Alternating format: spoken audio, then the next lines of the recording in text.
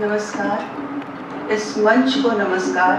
मंच पर आसीन परम आदरणीय आचार्य रामनरेश त्रिपाठी जी को नमस्कार, धनंजय जी को और हमारे आज के मुख्य वक्ता योगेश शुक्ला जी को बहुत बहुत नमस्कार। इस प्रेक्षागृह में उपस्थित जो हमारे सुधी श्रोता हैं उन सबको बहुत बहुत नमस्कार। वास्तव में आचार्य रामनरेश त्रिपाठी जी के बाद कुछ बोलना ये मैं अपने लिए एक असभ्यता समझ रही हूँ। उन्होंने इतना अच्छा बोला और सब कुछ बोल दिया, लेकिन जो ये मीठी सी चुहलबाजी जो हो रही थी और जो प्रयाग और काशी के बीच में जो हम लोग का हास प्रयास चल रहा था, वो आज इस संगोष्ठी की मुझे लगता है एक नई देन है।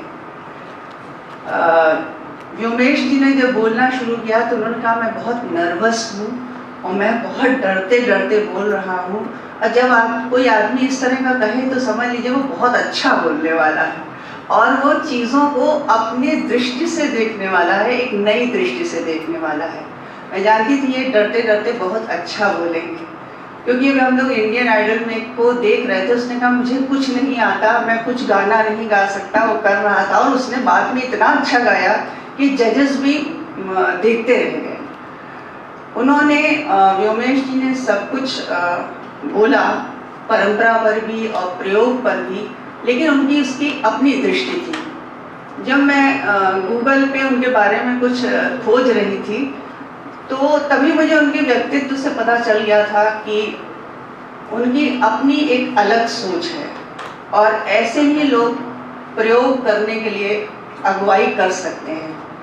हम सब सिर्फ उनका पीछा कर सकते हैं और उनको देख के कुछ सीख सकते हैं।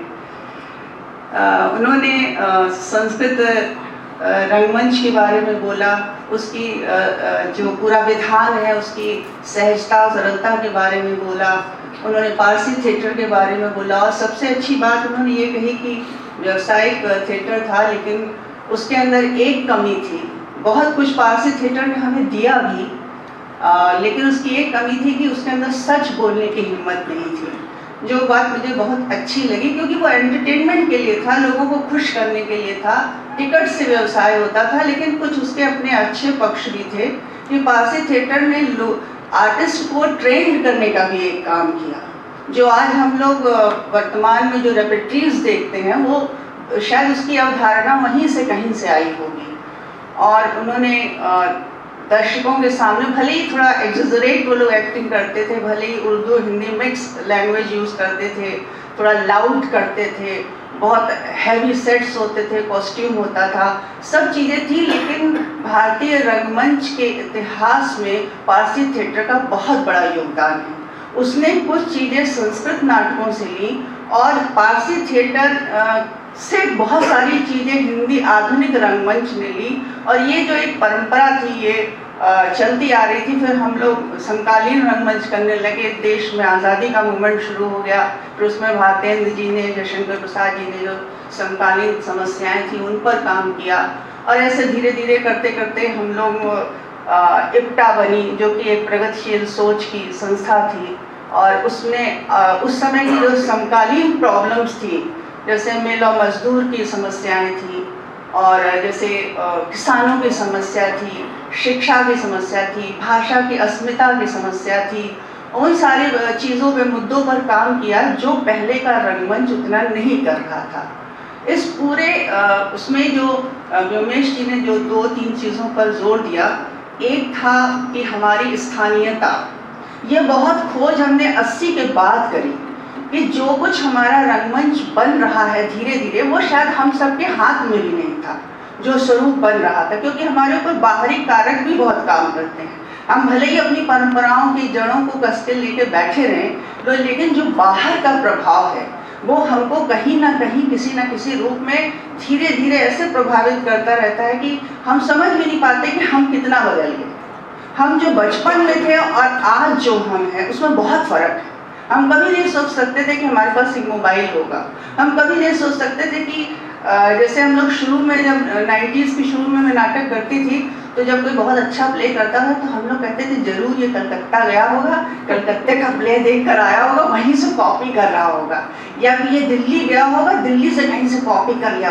अब बड़ी बेचैनी रहती थी कि इसने कहाँ से कॉपी किया, कहाँ से सीखा, क्या किया। आज वो समस्या नहीं है। आज हमने एक बटन दबाया और हमको पता चल गया कि विश्व के किस कोने में कौन सा नाटक हो रहा है, उसकी स्टाइल क्या है, उसकी प्रयोग क्या है, ये सारी चीज़ें हमें तुरंत ही पता चल जाती हैं। इसके बाद जो है हम लोग जैसे कंटेंट के लेवल पे बहुत सारे हम लोगों ने सब्जेक्ट्स लिए, पौराणिक कथाओं से लेके, धार्मिक कथाओं से लेके, ऐतिहासिक प्ले से लेके, समकालीन नाटकों से लेके, अब हम जीवन के उन क्षेत्रों में घुसने लगे जो आधुनिकता की देन थी, और हमने उस क्षेत्र में घुसकर कुछ ऐसे विषयों पर भी हाथ डाला जो हमेशा रजाई के नीचे छुपे रहते थे। जैसे समलैंगिकतागत संबंध था, लेस्बियन होने का जो बात थी, या फिर ऐसे बहुत सारे पारिवारिक यौन शोषण के जो मामले थे, नाटक उनको भी निकाल कर बाहर लाया। नाटक ने अपनी परंपरा को भी लिया और साथ में नई चीज़ों को भी लिया। ये सच है कि हमने अपना रंगमंच खोजने के लिए हमेशा स्थानीयता की ओर देखा, वहाँ के संगीत को, वहाँ के मार्शल आर्ट फॉर्म को, वहाँ के गीतों को, वहाँ की कथाओं को, आख्यानों को, लोक गाथाओं को, इन सबको हमने देखा। और अल्टीमेटली अब जो फ्यूज़न का युग चल रहा है, हमको ये समझ में आता है कि अगर हम अपनी जड़ों से नहीं जुड़ेंगे, अपनी स्थानीयता को, अपनी कला में स्थान नहीं देंगे, तो हम सिर्फ पश्चिम नाटकों की एक छाया मात्र रह जाएंगे। हमारा अपना चेहरा, अपना पहचान कुछ भी नहीं होगी। मुझे लगता है सबसे बड़ी जो खोज है रंगमंच में यही है, और इस बात को व्योमेश जी ने बहुत अच्छे से कहा। उनको आज सुनना, अपने बीच में पाना हम लोग के लिए बड़ा सुखद अनुभव था, और शायद बहुत कम बार ऐसा हुआ है कि जैसा मैंने इमेजिन किया है वैसा वक्ता ने बोला। इसके लिए उन्हें बहुत बहुत धन्यवाद, और आप सबको भी बहुत बहुत